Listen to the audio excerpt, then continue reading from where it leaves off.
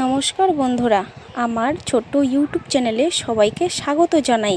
আমি আজকে করব কষা কষা মাংস। আমি কড়াই উনুনে বসিয়ে দিয়েছি।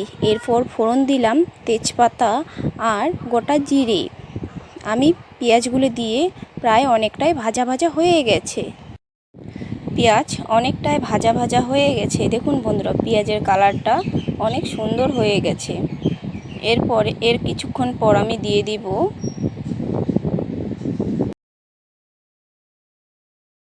কিছুক্ষণ পরে দিয়ে দিলাম আদা, রসুন আর জিরে বাটা। ভালো করে একটু ভেজে নিচ্ছি। ভালো করে ভেজে নেওয়ার পর এখানে দিলাম আবার একটু কাঁচা পেঁয়াজ বাটা। আমি কিভাবে রান্না করছি, আমার রান্নাটা আপনারা দেখুন। যদি পছন্দ হয় তবে লাইক, কমেন্ট, শেয়ার করবেন। আমি এরপরে দিয়ে দিলাম একটু গরম জল, যাতে কাঁচা মশলার গন্ধটা চলে যায়। এরপরে দিয়ে দিলাম লঙ্কা, শুকনো লঙ্কা আর গরম মশলা। এরপরে ভালো করে ভেজে নেওয়ার পর তেল ছেড়ে গেছে। এরপরে দিয়ে দিলাম মিট মশলা আর হলুদের গুঁড়া। দেখুন বন্ধুরা, কি সুন্দর তেল বেরিয়ে গেছে। আবার একটু ভাজা ভাজা করে নেওয়ার পর এরপরে দিয়ে দেব আবার একটু জল, আর একটু ভালো করে ভাজার জন্য।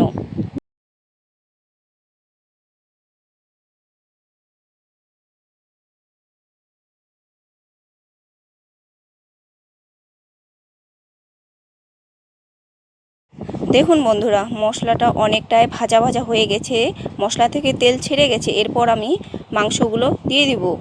মাংসগুলা দিয়ে দিলাম। এরপরে ভালো করে নাড়াচাড়া করে নিলাম। ভালো করে নাড়াচাড়া করার পর দেখুন বন্ধুরা, এরপরে দিয়ে দিলাম কাঁচা লঙ্কা, আবার লবণ স্বাদ মতো। স্বাদ অনুযায়ী লবণ দিয়ে আরেকটু কষিয়ে নিলাম। ভালো করে কষে নেওয়ার পর আমি এবার ঢেকে দিব। ঢেকে দেওয়ার পর আবার ঢাকনা নামিয়ে নিলাম। আবার একটু ভালো করে কষিয়ে নিব। মাংস ঢাকনা দিয়ে সিদ্ধ করে নিয়ে নিব।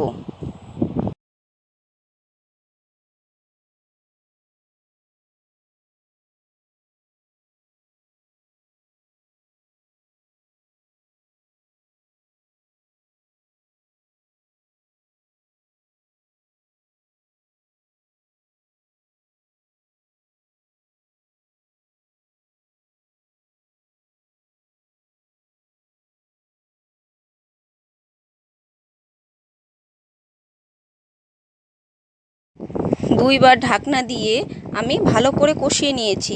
দেখুন কালারটা কত সুন্দর এসেছে, আর অনেকটা মাংস থেকে তেল ছেড়ে দিয়েছে। দেখুন বন্ধুরা, কালারটা কত সুন্দর এসেছে। আমি আবার একটু ভালো করে কষিয়ে নেব। কষিয়ে নিলাম। ভালো করে কষিয়ে নেওয়ার পর আমি গরম জল দিয়ে দিলাম। ভালো করে এবার ফুটে নেবে। গরম জল দিয়ে ভালো করে আবার একটু ঘেটে নিলাম। ঢেকে নেওয়ার পর আমি একটু গরম মশলা দিয়ে এবার আমি নামিয়ে নিব। দেখুন বন্ধুরা, নামিয়ে নিলাম আমি কড়াই থেকে। কালারটা কত সুন্দর এসেছে। আমার নামা প্রায় শেষের দিকে। দেখুন কত সুন্দর কালার। নমস্কার।